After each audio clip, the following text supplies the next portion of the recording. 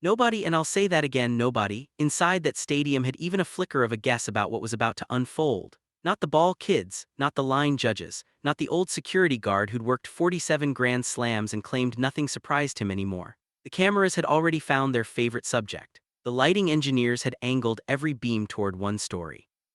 And the entire planet, from the betting markets to the breakfast table experts, had signed off on an ending before the first serve left the racket.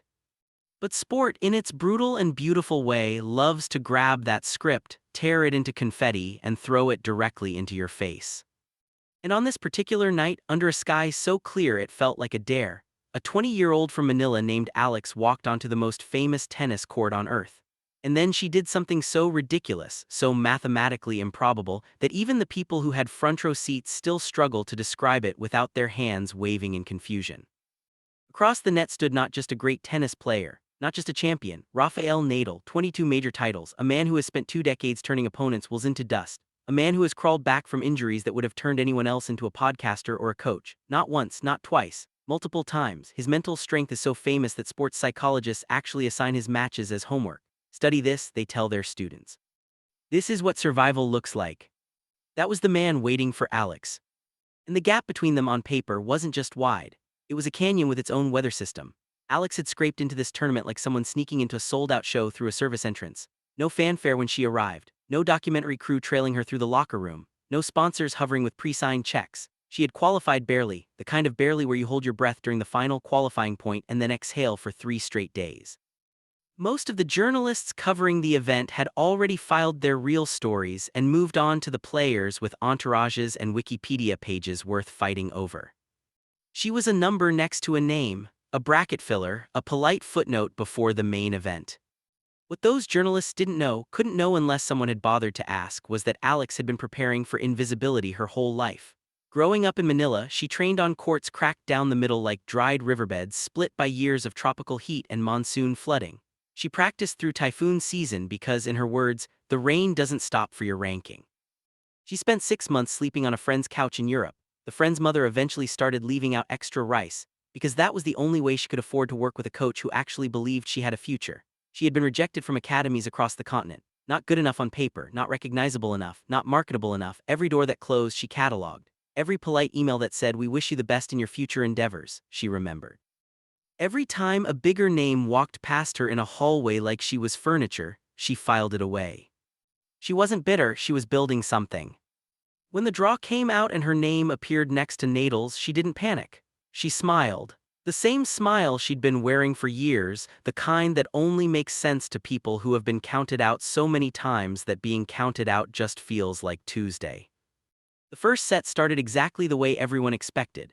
Nadal went to work like a carpenter who knows exactly where to put the first nail. He attacked her backhand, that's what he does to everyone. That relentless whipping topspin to the weaker side has dismantled legends. He pulled her wide. He pushed her forward. He tested her instincts with drop shots placed so precisely they looked like they had been measured with calipers.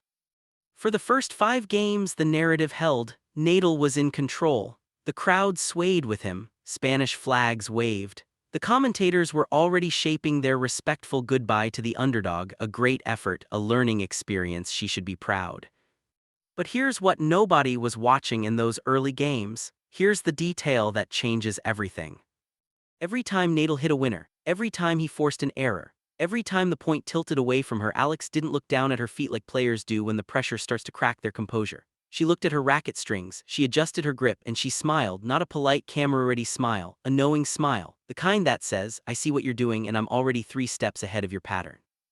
She was reading him, storing data in real time, processing his habits the way a chess grandmaster processes an opening, not as isolated moves but as a whole language. And Nadal, to his credit, didn't notice at first. Why would he? He's faced the best players in the world for 20 years. None of them have broken him. Why would a 20-year-old from Manila be different?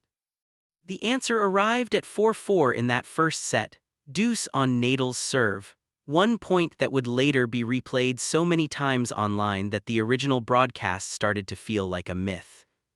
Nadal hit a drop shot, perfectly executed, short with just enough backspin to die on the court surface. The kind of shot designed to make an opponent give up before they even move, because by the time you see it, the ball is already past you. Alex ran. Not a polite jog, not a hopeful lunge. She ran like she had seen it coming before his racket even touched the ball. She reached it 2 inches from the net and flicked a lob that went so high, so perfectly weighted that it hung in the air like a paused video. Nadal turned his back. He stopped watching because it looked like the ball was going to land out. It didn't, it landed on the baseline.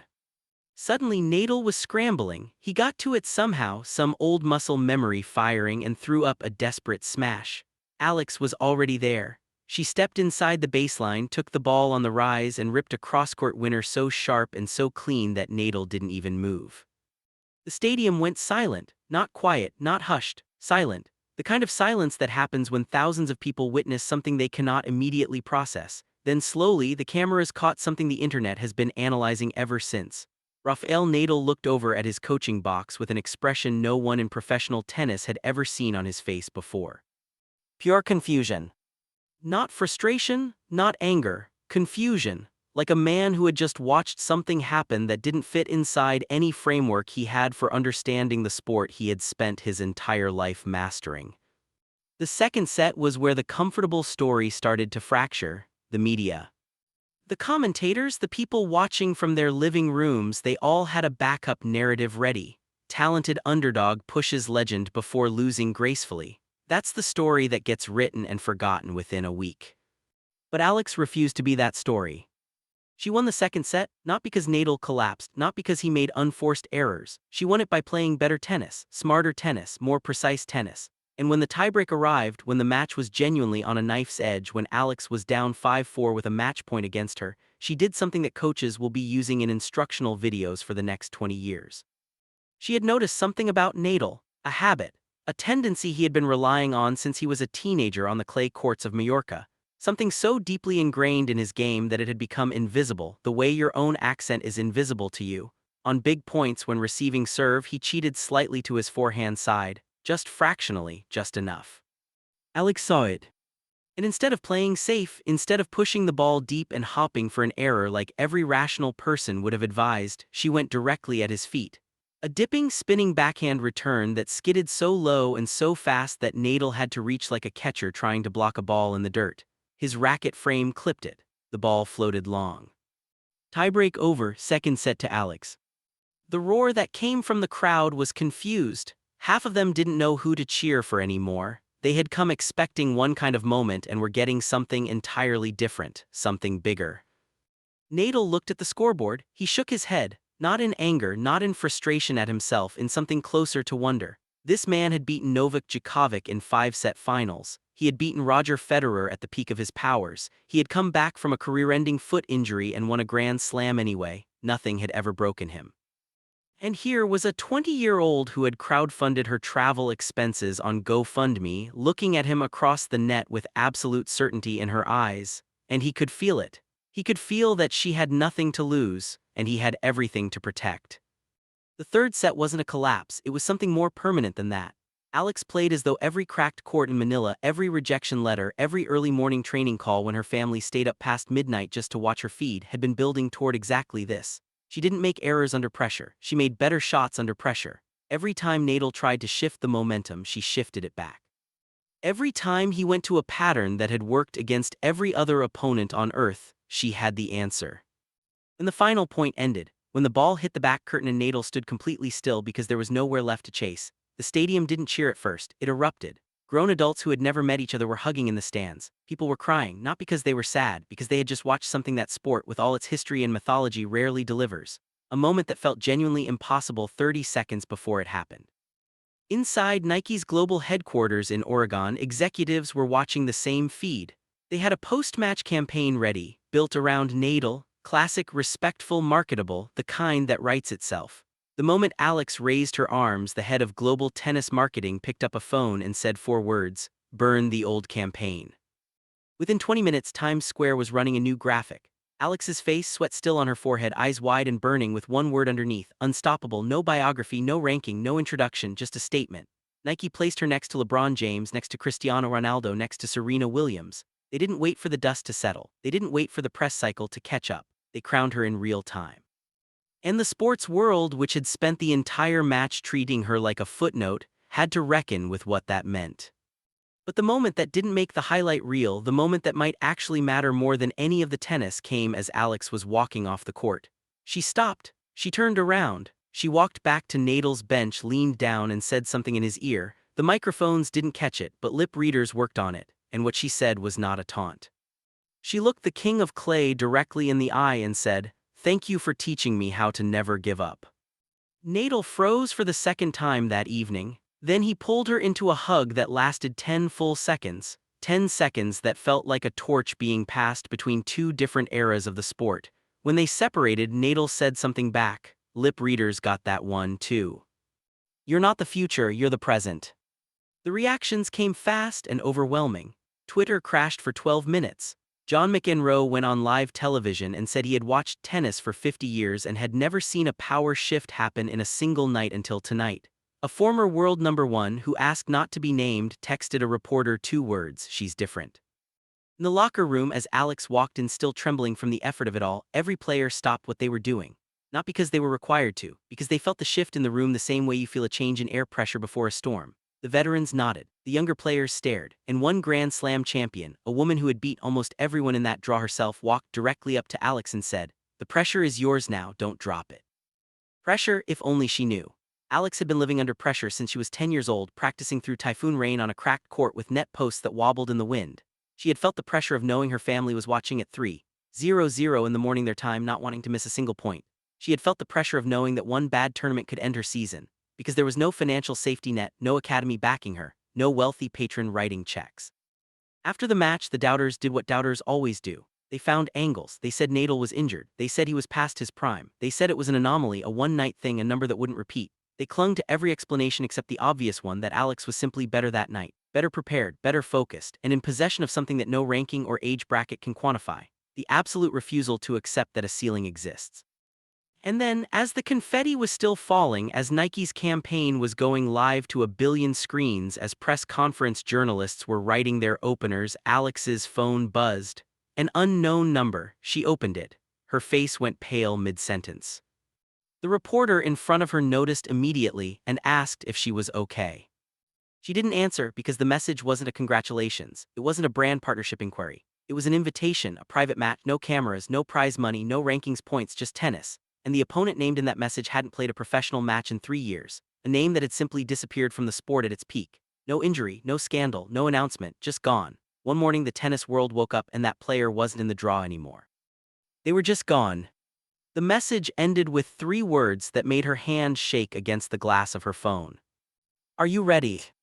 She put the phone face down on the table. The press conference ended early. She didn't answer another question. She grabbed her bag, walked past her agent without making eye contact, and locked the locker room door behind her. She read the message again, and then she did something nobody would have expected. She deleted it, but she had already memorized every word. That night the hotel room was too quiet for sleep. The trophy sat on the mini bar like it belonged to someone else. Her phone buzzed again, this time not a text, a photo, grainy black and white security camera footage. A figure standing alone on a tennis court at 3:00 in the morning. The court in the photo was the one in Manila where Alex had trained as a junior, the one nobody outside of her childhood knew about. The figure was wearing a hoodie, but the stance was unmistakable. Racket held low, weight on the back foot. She called the only person she trusted completely. Lolo Ben, her childhood coach, an old man who still trains kids on that same cracked court in Manila. It was 4:00 in the morning there. He picked up on the first ring. Before she could explain why she was calling, he said 8 words that stopped her breath. "You saw it too." Alex couldn't speak. Lolo Ben was quiet for a long time after that, and then he told her a story he had never told anyone. 30 years ago he had trained another prodigy. Same footwork, same fire, the same terrifying ability to read an opponent in real time that Alex had. That player had vanished the night before their first Grand Slam final. No goodbye, no explanation. Just a handwritten note left in the locker room that said 5 words: "The game is not what you think."